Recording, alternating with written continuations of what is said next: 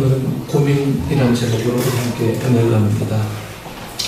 세상에서 제일 큰 고민이라고 이제 포털 사이트에 검색을 해보니까 가장 먼저 눈에 띄는 내용은 남녀 불문하고 세상에서 제일 큰 고민은 탈모 현상이었습니다. 특히 여성 탈모는 괴로움을 더한다고 나와 있어요. 네. 여성 탈모 진짜 괴롭죠. 네. 또 한 가지 요즘 사람들의 제일 큰 고민은 오늘 뭐 먹지? 네. 나는 매일 점심과 저녁밥 메뉴에 고민합니다. 이거요. 네. 저도 고민합니다. 오늘 뭐 먹지? 네. 여러분, 이렇듯 고민 없는 사람은 없어요. 고민 없는 사람. 어린 아이로부터 노인에 이르기까지 고민들이 아주 많습니다. 중고등학생들은 뭐 당장 앞에 닥친 시험과 성적, 또 졸업을 앞둔 대학생들은 취업 걱정 고민하잖아요. 또 결혼을 앞둔 젊은이들은 배우자 문제로 고민합니다. 정말 이 남자가, 정말 이 여자가 내 평생 동반자가 돼도 괜찮을 사람인지에 대해서 데이트하고 좋으면서도 늘 의심해요. 고민합니다. 또 뭐 직장인들은 뭐 승진 문제, 뭐 실적, 뭐 자영업자나 사업가들은 운영 문제로 많은 고민합니다. 그리고 어르신들도 고민이 많아요. 어르신들은 고민 없을 것 같지만 어르신들이 고민 더 많습니다. 제일 많이 하는 고민이 건강 문제예요. 건강. 그리고 자녀들 문제. 네. 그리고 이 노인들의 가장 큰 고민 중에 많은 부분을 차지하고 있는 게 무료한 시간을 어떻게 보낼까 하는 문제로 참 고민하세요. 네. 하루 종일 뭘 하며 지내지.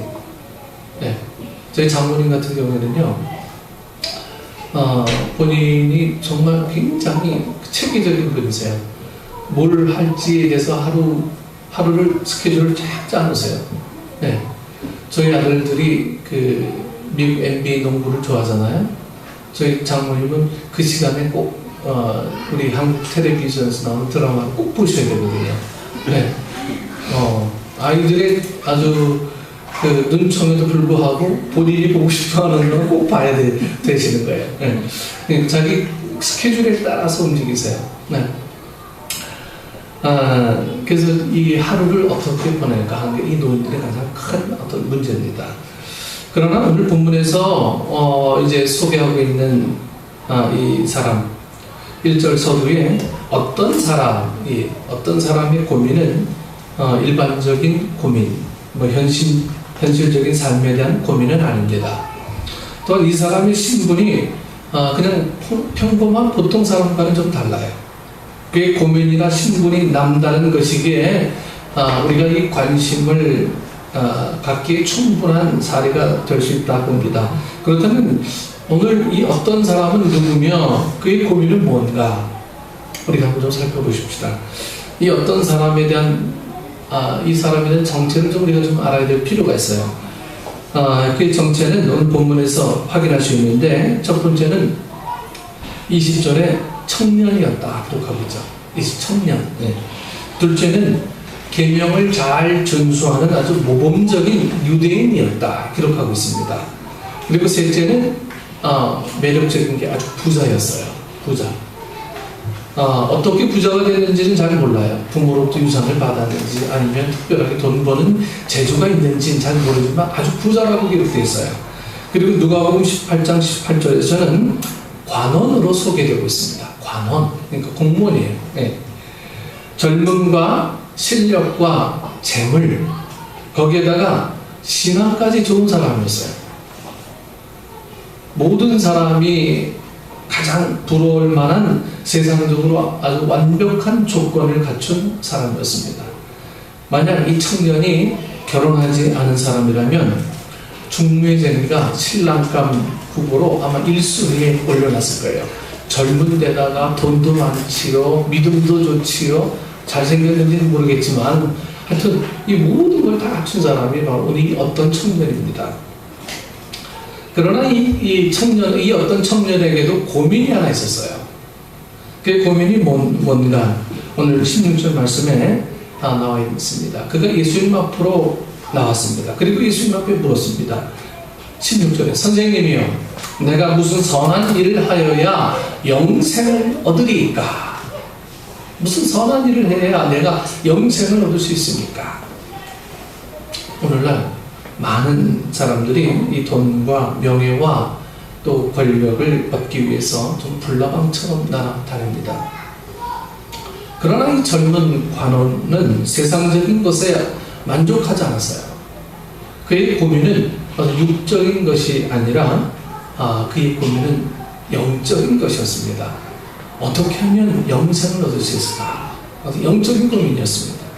자신의 고민을 해결하기 위해 예수님을 찾아 나왔다는 것만으로도 충분히 이 주목의 대상이 될 수가 있어요. 그는 유대 교인으로서 철저한 계율을 지켰습니다. 철저하게요. 여러분, 유대 교회의 계율을 지켰다라고 하는 것은 이 사람이 얼마나 신실했다라고 하는 것을 보여줍니다. 신실하지 않으면 유대 교회의 계율을 지킬 수가 없거든요. 네. 그 청년이 예수님 앞에 질문했을 때 예수님께서는 계명을 지키라고 이렇게 말씀하셨어요. 계명을 잘 지키는 사람인데 예수님께서는 어떻게 하면 영생을 얻을 수 있습니까? 라고 묻는 청년에게 계율을 지켜라 이렇게 또 말씀하세요. 내가 생명에 들어가려면 계명들을 지켜라. 이때 청년이 이렇게 대답을 합니다. 20절에 그 청년이 이르되 이 모든 것을 내가 지켰사온데 아직도 무엇이 내게 부족하나이까? 예수님께서는 자신의 영혼의 문제를 놓고 고민하는 그 청년을 아주 귀하게 여기셨어요. 마가복음에서 이렇게 기록하고 있습니다. 마가복음 10장 21절에서 예수께서 그를 보시고 사랑하사 이르시되 네게 아직도 한 가지 부족한 것이 있으니 가서 네게 있는 것을 다 팔아 가난한 자들에게 주라. 그러면 하늘에서 보화가 네게 있으리라. 그리고 와서 나를 따르라. 이 그의 고민을 풀어주시기 위해 아주 예수님께서는 성의껏 답변해 주셨습니다. 그러나 그 청년은 예수님의 어떤 이와 같은 도전의 말씀에 즉시 대답하지 못합니다. 22절 말씀에 청년은 근심에 쌓인 채 돌아가고 말았다고 기록하고 있어요. 그는 왜 예수님의 말씀에 순종하지 못하고 근심하면서 돌아가고 말았습니까? 여러분, 뭐가 문제가 돼서 그것에 걸려 넘어지고 말하는가? 우리가 이 본문을 통해서 좀 살펴볼 필요가 있습니다. 완벽했던 이 어떤 청년이 예수님 앞에 그의 영적인 문제를 놓고 질문했을 때 오히려 되돌아온 것은 그가 갖고 있었던 것들에 대한 고민이 주님에게서부터 비롯되는 게 아니고 자신에게서부터 비롯됐다라고 하는 이 고민 앞에 철저하게 다시 자신의 삶의 자리로 돌아갈 수밖에 없었다라고 하는 거죠. 뭐가 문제가 돼서 이 청년은 해답을 얻지 못하고 다시 돌아갔습니다. 믿음도 좋고 돈도 많고 훌륭한 유대 교인이었는데 16절에 선생님이여 내가 무슨 선한 일을 하여야 영생을 얻으리까? 라는 이 질문 속에서 여러분 두 가지 문제점을 발견할 수가 있어요. 항상 그 질문에 그 해답이 있다고 얘기하잖아요. 우리 이제 중고등학생들은 문제를 잘 보면 해답도 많이 나온다고 그러잖아요.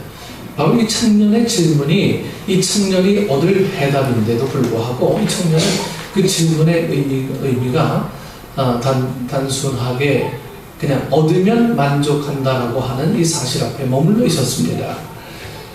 이 청년이 갖고 있는 이 영적인 무지가 뭐냐면 첫 번째로 이 예수님에 대한 무지였습니다. 예수님에 대한 무지예요.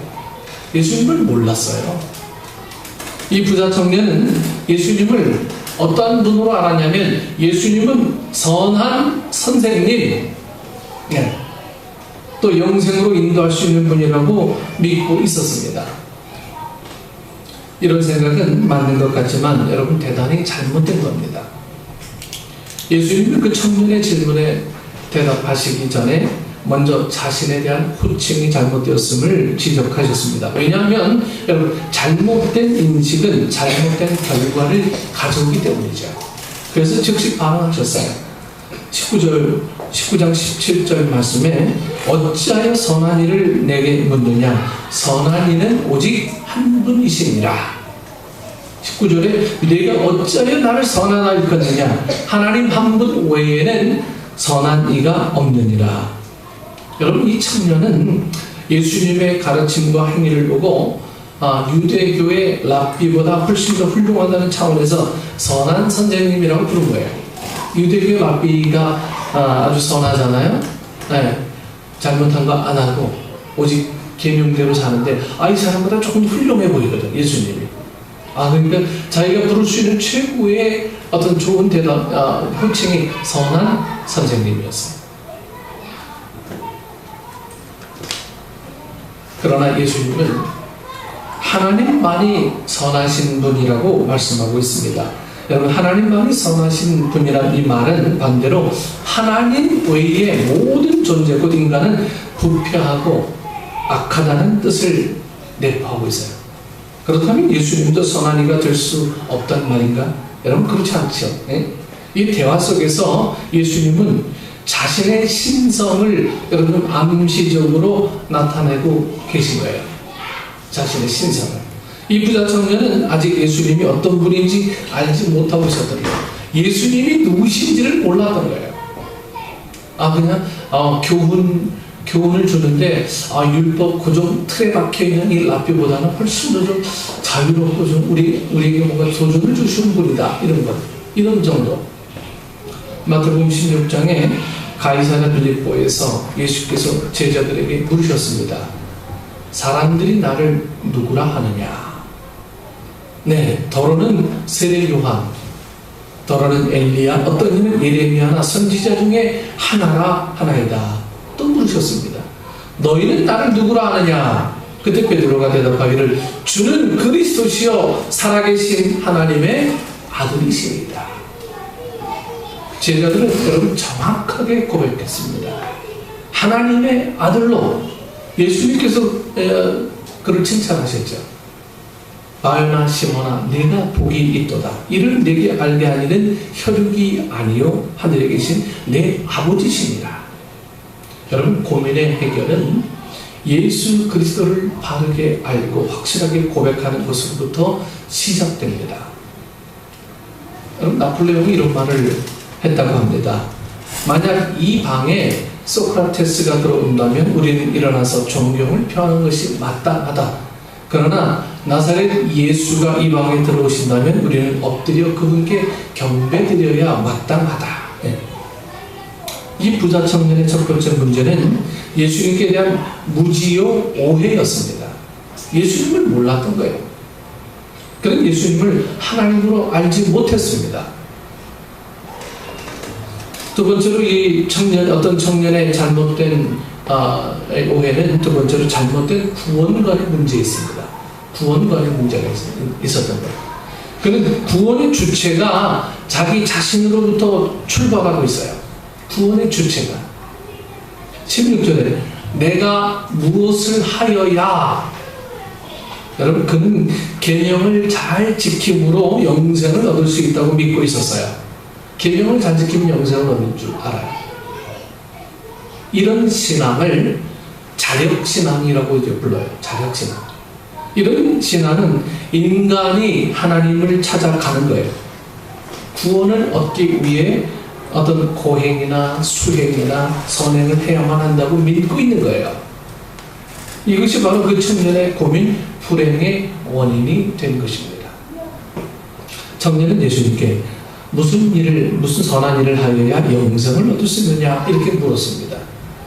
그래서 17절에서 내가 생명에 들어가려면 계명들을 지키라고 명하게 되신 거죠. 그때 그 관원은 어려서부터 지금까지 그 계명을 잘 지켜오고 있다고 자신있게 대답했습니다. 나는 어려서부터 절대로 계명을 어기지 않았습니다. 나 헌금 생활 정말 철저하게 잘했습니다. 난 도둑질하거나 가늠한 일을 하지 않았습니다. 그렇다면 이 충분한 조건 속에서 내가 어떻게 하면 영생을 얻는 길을 당신께 물어도 괜찮지 않습니까? 라고 하는 어떤 질문이었는데 그 질문 속에 이 청년의 무지가 있었고 구원관에 대한 오해들이 분명히 있었다라고 하는 거죠. 그러나 그의 대답은 옳은 대답이 아니었습니다. 그는 지금 스스로에게 속고 있는 거예요. 스스로에게. 자신이 계명을 잘 지켰다면 계명을 잘 지킨 것으로 인한 기쁨과 만족이 있어야 했습니다. 그러나 그는 심각한 고민에 빠졌어요. 예수님께 찾아 나온 거예요. 계명을 잘 지켰으면 그 계명이 자기에게 구원의 영생의 은혜를 허락해 주었다고 믿는다면 그냥 그것으로 만족해야 될 텐데 기쁜 고민에 빠진 거예요. 예수님이라면 자신의 고민이 해결될 것이라는 기대를 가지고 나온 거예요. 나의 부족한 것이 무엇입니까? 알려주세요. 영생을 얻는 일이라면 제가 지키겠습니다. 이거예요. 그러나 성경은 그렇게 가르치고 있지 않습니다. 사도 바울도 예수님을 만난 후 깨닫게 됩니다. 로마서 3장 28절 말씀에 그러므로 사람이 의롭다 하심을 얻는 것은 율법의 행위에 있지 않고 믿음으로 되는 줄 우리가 인정하노라. 율법을 지켜서 영생을 얻으리라는 생각은 율법의 참된 정신과 목적을 바르게 이해하고 있지 못했기 때문이었습니다. 이와 같은 영적 무지는 여러분 사람들로 하여금 신앙생활이 짐이 되고 위선적이며 형식주의로 흘러가게 하는 원인이 되게 해요. 원인. 영생은 계명을 지킴으로 얻는 게 아닙니다. 사도들이 고백한 대로 영생은 뭘로 얻어요? 주 예수의 은혜로 구원받는 것입니다. 주 예수의 은혜로요. 여러분들 우리가 이 사실을 믿음으로 고백하지 않는다면 여러분들 이 영생의 은혜가 뭔지, 구원의 은혜가 뭔지, 또 예수 믿는다는 것의 기쁨이 뭔지 우리는 늘 세상 것과 비교해서 내 편한 대로 선택하게 된 게 우리의 영생관에 대한 무지라고 하는 거예요. 이 문제에 대한 예수님의 답변을 우리는 볼 수 있습니다. 예수님은 이 젊은 관원을 사랑하셨어요. 대다수의 사람들, 유대교의 지도자들조차도 육신의 삶에 아주 골몰하고 영적으로 무관심하고 무지한 상황이었습니다. 그러나 이 부자 관원은 그래도 고민해요. 고민. 그게 전부인 줄 알고 살았던 이 유대 관원들과 달리 이 부자는 그래도 고민합니다. 고민하지 않는 사람에게 예수님은 관심이 없으세요. 주님이 오늘 나를 통해서 뭘 필요로 하실까? 고민하지 않는 사람에게는 주님도 관심 없으세요. 고민하지 않는 사람에게 예수님은 정말 관심 없으십니다. 그러나 자신의 영혼의 문제를 안고 고민하는 사람을 주님은 만나주세요. 예수님께서는 기꺼이 이 부자 청년에게 답변을 통해서 두 가지 처방을 주십니다. 21절에 예수께서 이르시되 내가 온전하고자 할진대 가서 내 소유를 팔아 가난한 자들에게 주라. 그리하면 하늘에서 보화가 내게 있으리라. 그리고 와서 나를 따르라 하시니. 첫 번째로 자신의 재물을 팔아서 가난한 자에게 나눠줄 것을 요구하시죠. 18절의 말씀 봅니다. 이르되 어느 계명이 오니까 예수께서 이르시되 살인하지 말라, 간음하지 말라, 도둑질하지 말라, 거짓말을 하지 말라, 내 부모를 공경하라, 내 이웃을 내 자신과 같이 사랑하라 하신 것입니다. 여기서 언급된 계명은 제5계명에서 제10계명, 그리고 사람에 대한 도리죠. 이 5계명에서 10계명은요 부자 청년은 다 지켰다고 했어요. 계명을 여러분 문자적으로 지키려는 것은 여러분 대단히 소극적인 태도입니다. 진정한 사랑의 마음과 행동이 없는 태도는 여러분 헛된 경건입니다. 예수님은 그 청년의 속마음을 다 알고 계셨습니다. 그가 재물을 소유하고 있는 한 그는 영생을 얻지 못할 것임을 아셨어요. 자신의 재물을 다 팔아 가난한 자에게 나눠주는 것이 그 청년에게 주는 첫 번째 방식이었습니다. 첫 번째 처방이었어요. 영생을 얻으려면 먼저 주님께서 나라는 장애물을 제거하는 거예요. 장애물을 제거하는 거예요. 자신이 쥐고 있는 것을 놓아야 합니다. 그러나 그것은 결코 잃는 게 아니라고 하는 거예요. 잃는 게 아니라고. 하늘에 쌓는 것입니다. 주님께서 약속하셨습니다. 하늘에서 내게 보화가 있으리라. 우리는 가끔 이런 생각을 하죠. 이 땅에서도 누릴 게 없는데 하늘에서 무슨 보화를 쌓는가. 여러분, 이 땅에서 누린다고 하는 것은요, 정말 누린다고 하는 것의 의미를 잘 몰라서 그래요. 누린다고 하는 것은 주님과 동행하는 의미가 되어야 되는데, 누린다라고 하는 것은 주님을 배제하고 내가 이 세상의 기쁨을 누린다라고 하는 거죠. 그것은 누리는 게 아니에요. 누린다고 하는 것은 기쁨, 감사, 행복, 평안 뭐 이런 것들이 누리는 거죠. 누린다라고 하는 것의 의미는 우리가 그냥 모든 것을 다 배제하고 내 이기적인 마음으로 생활하는 것을 누린다라고 이야기하지 않습니다. 하늘에서 보화가 있으리라. 네. 여러분, 이 약속의 말씀들이 여러분 가슴속에 얼마나 와닿습니까? 네. 이 약속의 말씀이 가슴에 정말 진실하게 와 닿는다면 여러분들은 하늘에 날마다 쌓는 일들이 기쁜 일일 거예요. 기쁜 일.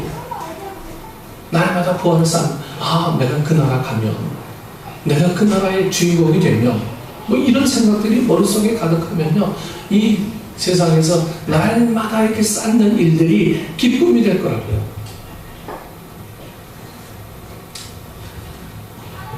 두 번째로 예수님을 따르는 것에 대한 문제를 우리가 다시 한번 좀 생각해 봅니다. 마태복음 16장 24절에 예수께서 제자들에게 이르시되 누구든지 나를 따라오려거든 자기를 부인하고 자기 십자가를 지고 나를 따를 것이니라.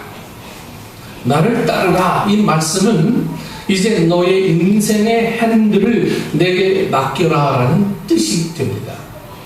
고민의 원인은 인생의 핸들을 자신이 붙들고 있기 때문이죠.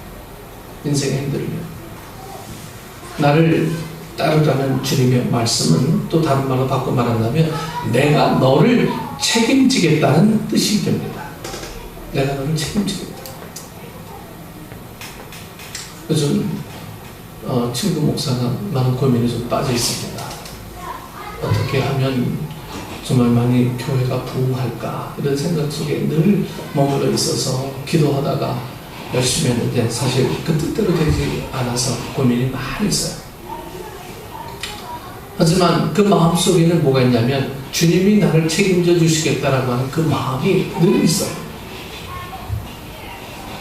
내가 큰 5,000명의 교회를 하든 아니면 10명의 교인과 목회를 하든 주님이 나를 책임져 주시겠다는 이 변함없는 말씀에는 늘 동의하며 살아갑니다라고 늘 고백하는 모습을 보게 될 때 참 감사한 마음을 갖게 됩니다.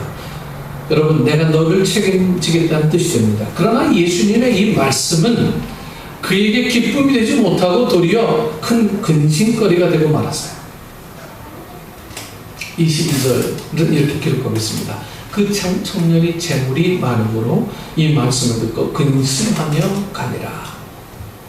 이 청년은 영생보다 재물을 더 사랑하고 있었고요. 그가 계명을 잘 지켜오고 있다는 말도 다 거짓으로 드러나고 말았습니다. 그는 하나님보다 자신의 재물을 더 사랑하고 있었습니다.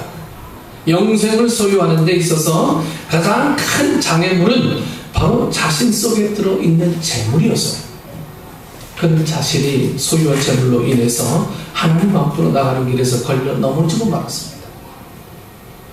우리가 결론적인 교훈을 이 말씀을 여기서 보자면 몇 가지로 우리가 얻을 수 있습니다. 첫 번째로 예수 그리스도에 대한 바른 고백이 필요합니다. 예수 그리스도에 대한 바른 고백이요. 여러분, 예수님이 누군지를 모르고 교회에 나오니까 예수님이 과연 뭘 나에게 해주신 분인지를 몰라요. 예수님에 대해서 모르니까. 예수님 아이들한테 물어보면 예수님 누구야 물어보면 한참 생각하다 하나님 아들, 여기까지가 전부입니다. 하나님 아들. 그렇다면 여러분들은 예수님이 누구냐라고 물었을 때 여러분들에게서 예수님이 누굽니까? 예수님에 대해서 좀 바로 알아야 내가 그 예수님에 대해서 뭘 할 수 있는 방법의 길이 열려지지 않겠습니까? 그냥 감상적인 예수님, 우리에게 그냥 복을 주시는 예수님, 이 정도에 그치는 예수님 이시라면 여러분들 사실 예수님에 대해서 좀 공부를 하셔야 됩니다. 성경을 보셔야 돼요. 예수님에 대해서 깊이 고민하셔야 됩니다. 이 청년과 내가 뭐가 달라야 되는가를 이 본문 말씀에서 우리가 좀 얻어야 됩니다. 여러분, 영생이 중요합니까? 재물이 중요합니까? 여러분, 뭐 재물이 중요하지 않고 영생이 중요하다고 다 대답하실 거예요. 하지만 실생활이 그렇습니까? 아까 처음에 예수님 한 분만으로 만족하십니까? 라는 질문에 참 어떤 분들의 속으로는 충격이 있었을 거예요. 정말 내가 예수님 한 분만으로 만족하는가? 내가 예수님 한 분만으로만 살아갈 수 있을까? 오늘 주님께서 말씀하시는 이 음성들에 대해서 이 청년이 아니라 우리 지금 나에게 주시는 이 말씀들을 여러분들도 많이 생각하셔야 합니다. 여러분, 비단 이것이 재물 문제가 아니에요. 재물만의 문제가 아닙니다. 여러분, 자녀에 관한 문제도 맞습니다. 자녀도 하나님의 소유다라고 하는 이 의식들이 우리에게 있어야 돼요. 요즘 아이들 보면 참 너무너무 우리 자랄 때 아이들하고 너무 달라요. 아이들 어떻게 할 방법이 없어. 왜? 다 똑똑하니까. 아는 지식들이 너무 많으니까 우리 어른들이 이 아이들을 도대체 어떻게 키워야 될지 방법이 서지 않을 때도 굉장히 많이 있습니다. 그럴 때 내 아이가 아니라 하나님의 자녀입니다라고 하고 교육하는 부모들에게서는 결국 이 아이들의 정체성을 분명히 알아갈 수 있습니다. 저는 그렇게 좀 믿고 있습니다.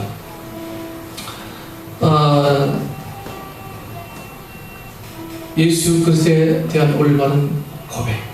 여러분, 영적인 무지는 결과적으로 우리 인생을 매우 어렵고 힘들게 만들어요.